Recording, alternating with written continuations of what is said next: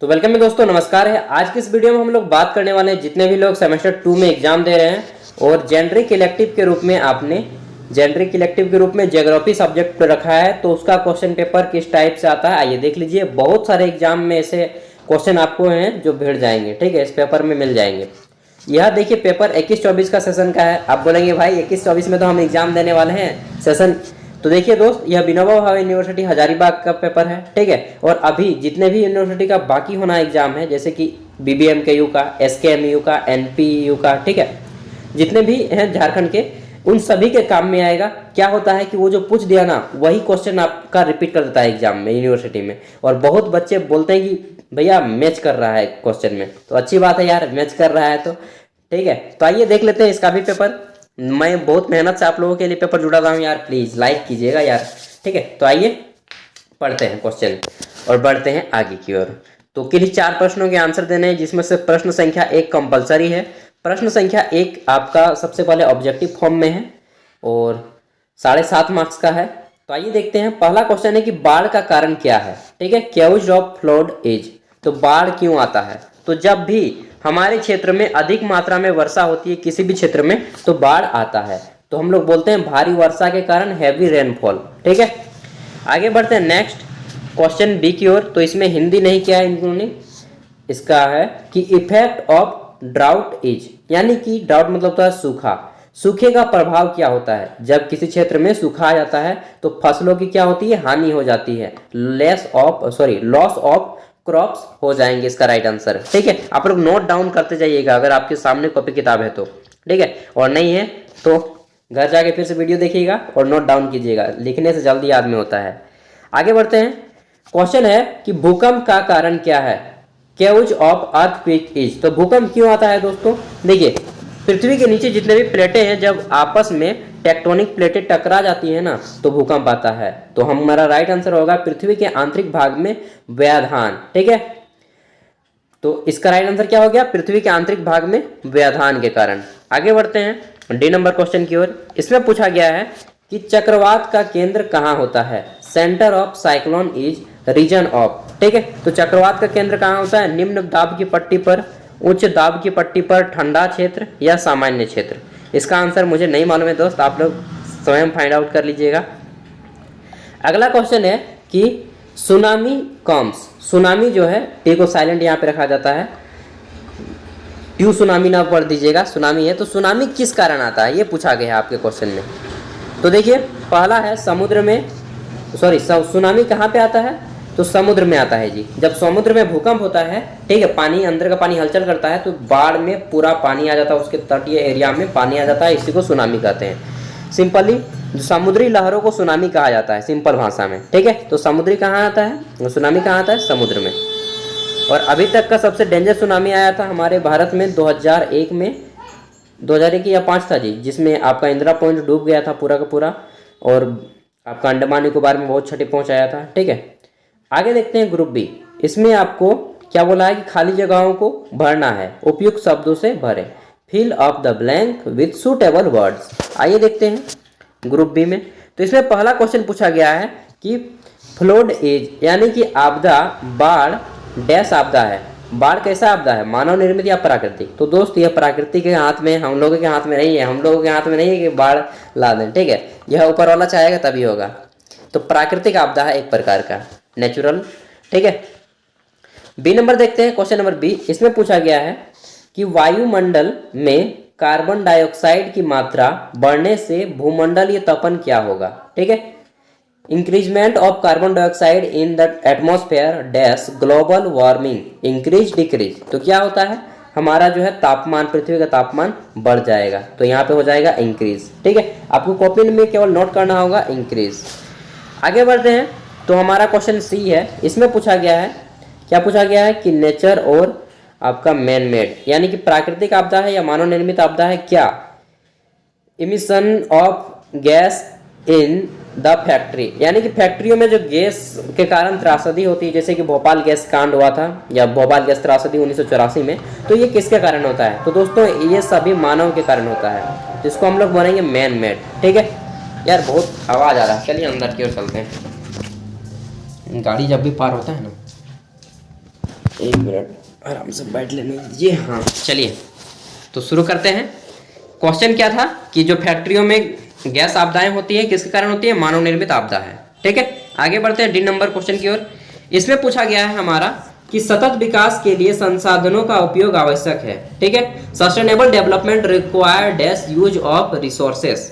तो सतत विकास के लिए संसाधनों का उपयोग कैसा करना चाहिए, बैलेंस से करेंगे या मैक्सिमम। यार हम लोग बोलते हैं ना कि बैलेंस से गाड़ी चलाओ भाई, बैलेंस से खाना खाओ, किसी भी चीज़ को बैलेंस से कीजिएगा, सच बता रहा हूँ दोस्त, लाइफ इजी हो जाएगा। तो बैलेंस में कोई भी चीज़ करना चाहिए संतुलित मात्रा में करनी चाहिए। इसका राइट आंसर होगा संतुलन। ठीक है, इतना खाना भी नहीं खाना चाहिए कि पचा ना सके, फिर बाद में आपको कहाँ कहाँ दौड़ना पड़ेगा। ठीक है, ई नंबर है कि जलवायु परिवर्तन के कारण कृषि उत्पादन डैश होता है। जब हमारे जलवायु में परिवर्तन होता है, जैसे कि मान लीजिए समय पर वर्षा नहीं हुई, या फिर बहुत ज़्यादा वर्षा हुई, या फिर बहुत कम वर्षा हो गई, समय पे धूप नहीं निकला। ठीक है, या फिर जब हम लोग आलू लगाए हैं तो इतना आ गया कोहरा कि हम लोग का सब पाला मार दिया आलू पे, तो इसको क्या बोलेंगे, घाटा होता है। जलवायु परिवर्तन के कारण कृषि उत्पादन में क्या होता है, घाटा होता है, लॉस होता है, डिक्रीज होता है। ठीक है, अब आगे बढ़ते हैं। तो अब सभी आपके 15 मार्क्स वाले क्वेश्चन आएंगे। ग्रुप ए या फिर क्वेश्चन नंबर 1 आपका 7.5 मार्क्स करके 2 भागों में बटा हुआ था, भाग ए या भाग बी, दोनों 7.5 मार्क्स का था। ठीक है, अब आता है यहाँ पे क्वेश्चन नंबर 2, 3 जितने भी हैं आप सभी 15 मार्क्स वाले हैं, एंड इसका आंसर आपको 3 करना है। 15 या 45 और क्वेश्चन नंबर 1 था 15 मार्क्स का। ठीक है, तो 15 अंकों वाले किन्हीं 3 प्रश्नों के आंसर करने हैं, और आंसर कीजिएगा आप लोग मैक्सिमम 350 शब्दों में, उससे ज़्यादा नहीं लिखिएगा। लिख सकते हैं यार, अगर आपकी स्पीड ज़्यादा है तो उड़ा दीजिए ना, एकदम गर्दा उड़ा के लिखिए, पेपर फाड़ दीजिए ना। देखिए पहला क्वेश्चन है कि आपदा का परिभाषा देना है और इसके कारणों एवं प्रभावों का वर्णन करना है। Define disaster, discuss its cause and effect, कि आपदा क्या होता है, मानव निर्मित, प्राकृतिक आपदा, दो बता देना है। ठीक है, कितने प्रकार होते हैं, कैसे होता है, और 1-2 उदाहरण दे देने हैं। 3 नंबर क्वेश्चन देखते हैं। इसमें पूछा गया है कि आपदा के रूप में भूकंप के कारणों एवं प्रभावों का विवेचना करना है। ठीक है, discuss the causes and consequence of earthquake as disaster. तो आपदा के रूप में भूकंप के कारण, किन कारणों से भूकंप आता है जी, मैंने बताया कि पृथ्वी के नीचे जो टेक्टोनिक प्लेटें होती हैं आपस में टकरा जाती हैं, तब भूकंप होता है। और जब भूकंप हो जाता है तो क्या क्या प्रभाव देखने को मिलता है, जैसे कि हाल ही में हम लोग के नेपाल और दिल्ली में भी भूकंप आया था। ठीक है, भूकंप में कुछ झटके मिले थे। इसको किससे मापा जाता है, रिक्टर पैमाने से मापा जाता है, और क्या क्या होता है सारा कुछ बता देना है। पी वेव्स, एस वेव्स, मैं तो 12th में ही पढ़ा था, उसके बाद तो भूल भी गया हूँ। तो आप लोग ऑनर्स कर रहे हैं, आप लोग को ज़्यादा नॉलेज होना चाहिए मुझसे। ठीक है, नेक्स्ट बढ़ते हैं क्वेश्चन नंबर 4 की ओर। बाढ़ के कारणों एवं परिणामों को लिखें। बाढ़ किन कारणों से आता है और जब आ जाता है तो क्या परिणाम होता है, पहला है। फिर है कि किसी बाढ़ प्रभावित क्षेत्र का विवेचना करना है, कि किसी बाढ़ प्रभावित क्षेत्र है उसके बारे में बताना है, जैसे कि बिहार में अक्सर बाढ़ आते रहता है ना। आगे बढ़ते हैं क्वेश्चन नंबर 5 की ओर। इसमें बताना है कि जलवायु परिवर्तन क्या है और विश्व में इसके प्रभाव की विवेचना करना है। What is climate change? Discuss its effect in the world. तो क्लाइमेट चेंज अभी हम लोगों ने देखा कि जब भी हमारे वायुमंडल में मौसम में परिवर्तन होता है, जलवायु परिवर्तन होता है, तो सबसे पहले तो दे दीजिए कि फसल में हम लोग की घाटा होता है। ठीक है, उस तरह से दे देना, बहुत सारी चीज़ें आ जाएंगी आपकी। मानव के स्वास्थ्य में खराबी आती है। ठीक है, मौसम प्रभाव होता है, तापमान ऊपर नीचे होता है, इस तरह से बताना है।